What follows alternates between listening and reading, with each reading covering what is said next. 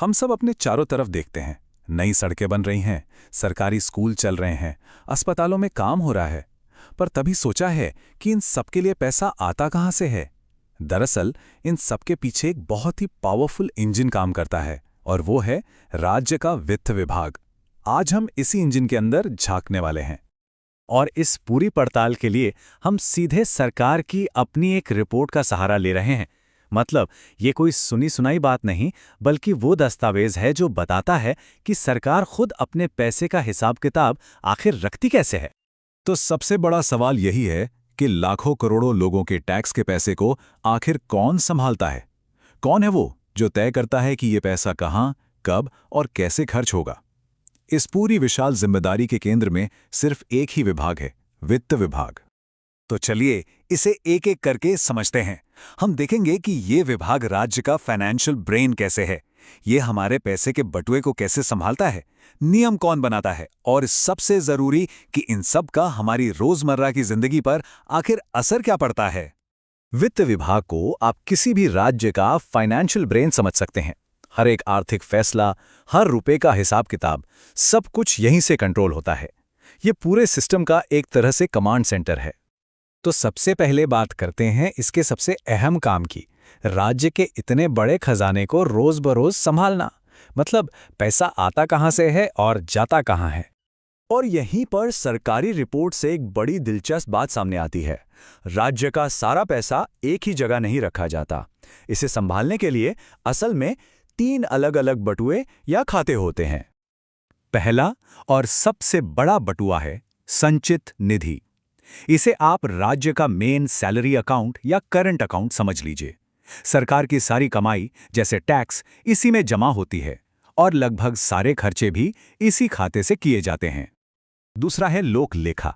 अब ये थोड़ा अलग है।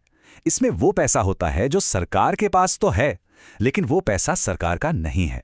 जैसे कि सरकारी कर्मचारियों का प्रोविडेंट फंड, सरकार सिर्फ एक ट्रस्टी की तरह इसे संभालती है। और फिर आता है तीसरा और बहुत जरूरी खाता, आकस्मिकता निधि। इसको आप बिल्कुल राज्य की इमरजेंसी वाली गुल्लक मान सकते हैं। मान लीजिए कोई बाढ़ या सूखा आ गया, तो ऐसे किसी भी अचानक आए संकट के लिए पैसा यहीं से निकाला जाता है। तो एक बार फिर से याद कर लेते हैं।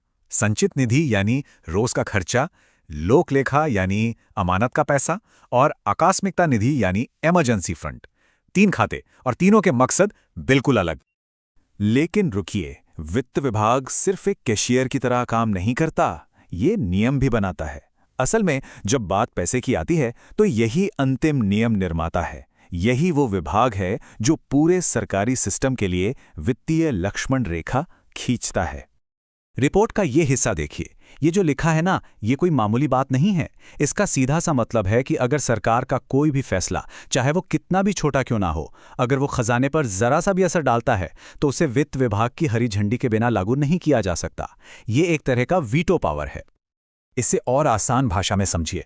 वित्त विभाग सरकारी खजाने का गेट कीपर है, और कोई भी दूसरा विभाग, चाहे उसका काम कितना भी जरूरी क्यों ना हो, इस गेटकीपर की इजाजत के बिना 1 रुपया भी अपनी मर्जी से खर्च नहीं कर सकता।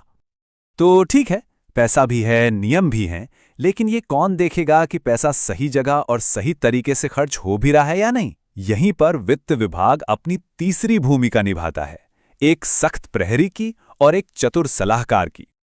इस रिपोर्ट में इस जांच प्रक्रिया का पूरा ब्यौरा दिया गया है। ये सिर्फ कोई कागजी कार्रवाई नहीं है, बल्कि हर प्रस्ताव की लागत कितनी है, उसकी ज़रूरत क्या है और उसके फायदे क्या होंगे, इन सब का बहुत गहरा विश्लेषण किया जाता है।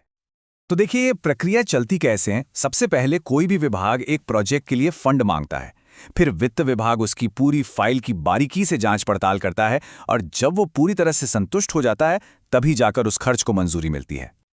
ये पूरा सिस्टम सरकार के अंदर ही एक चेक एंड बैलेंस यानी एक तरह से ब्रेक लगाने का काम करता है। इसका सीधा मतलब है कि जनता के पैसे को फिजूल खर्ची या गलत योजनाओं में जाने से रोकने के लिए एक मजबूत दीवार मौजूद है। अब आते हैं सबसे जरूरी सवाल पर। इन सब सरकारी खातों, नियमों और जांच पड़ताल का आम आदमी की जिंदगी से क्या लेना देना? जवाब है सब कुछ। इस विभाग का हर एक फैसला सीधा हम तक पहुंचता है। सोचिए, जब ये विभाग किसी नई सड़क के लिए फंड पास करता है तो हमारा सफर आसान होता है। जब ये अस्पतालों के लिए बजट देता है तो हमें बेहतर इलाज मिलता है। जब ये स्कूलों को पैसा देता है तो बच्चों का भविष्य संवरता है। इसका हर एक फैसला हमारी जिंदगी की कहानी का एक हिस्सा बन जाता है। तो अगली बार जब कोई सरकारी सेवा का इस्तेमाल करें या अपने आसपास कोई विकास का काम देखें तो ये सवाल जरूर सोचिएगा, क्या मेरे राज्य का वित्तीय स्वास्थ्य मजबूत है?